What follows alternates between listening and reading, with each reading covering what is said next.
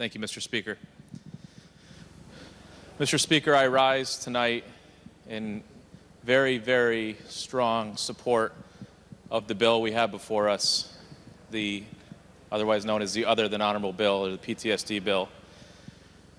And as we were going through this process over the last 3 months, I had the great honor of meeting a few individuals, battle buddies as I would call them, from the Connecticut team of the Iraq and Afghanistan Veterans of America group.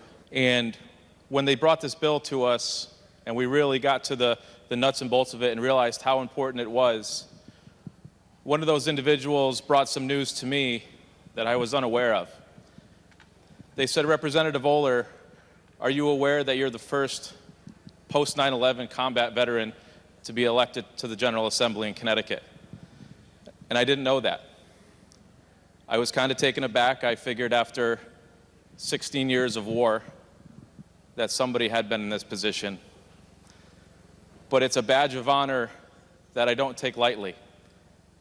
And while it may weigh heavy on our minds, I understand my role to represent my generation of fellow combat veterans and help them get this bill through this House. I had the honor of serving in the military for 12 years. I would have loved to have done 20, but after 3 tours overseas, I was in Iraq in 2003 to 2004.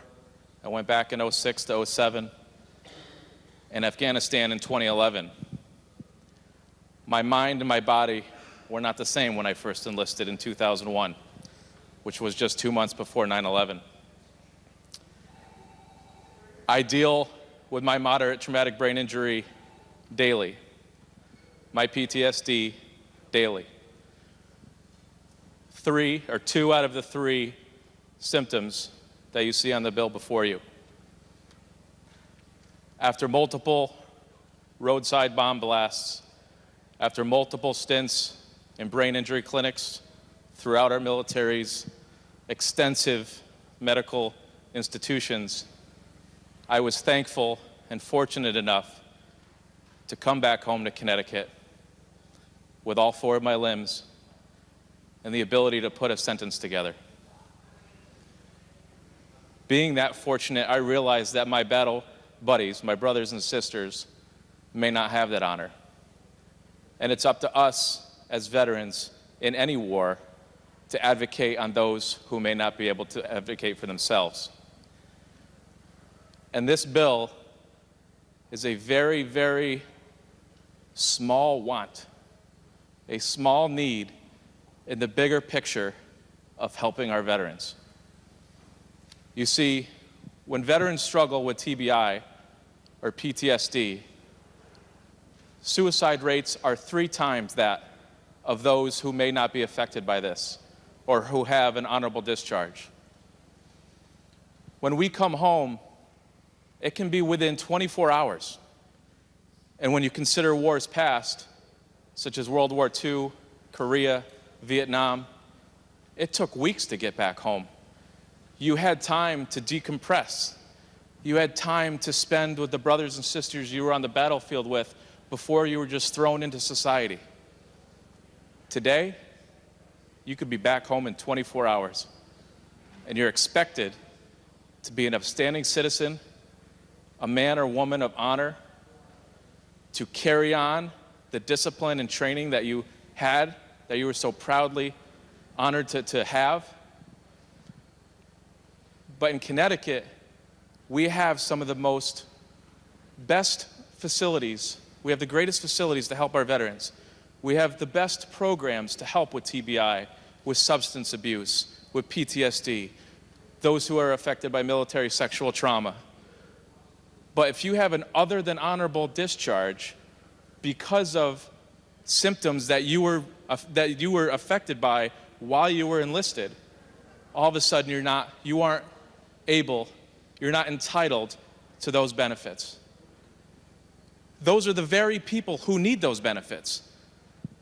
But because of a piece of paper, a DD-214, which is a discharge paper for those who don't know, I had the honor of testifying before the Veterans Affairs Committee with Mr. Thomas Burke. Marine Corps veteran who in Afghanistan saw the absolute horrors of war. We served our country with honor and distinction. The combat we saw, you don't ever even want to think about. And it's with us every moment of every day. And the only thing that differed between him and I was a piece of paper. I had an honorable discharge, and he had another than honorable.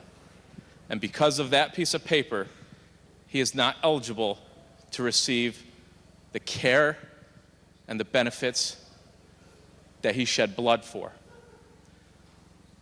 Mr. Speaker, I thank my colleagues for their time in indulging me tonight. I rarely talk about it, but part of our treatment and recovery is we're actually taught to talk about it. In wars past, a lot of veterans took their stories to the grave. And if you were lucky, you maybe have gotten one or two stories out of them before they passed. But they were essentially dying inside because they wanted to tell somebody, but because whether the war wasn't supported back home or a number of different issues, they kept it inside of themselves.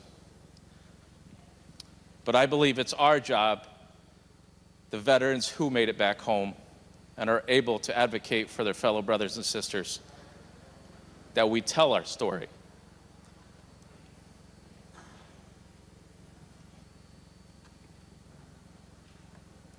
So, Mr. Speaker, I thank you. And I thank this chamber for the time tonight. And I ask you to please support this bill. Thank you. Thank you, Representative Ohler. Thank you for your service.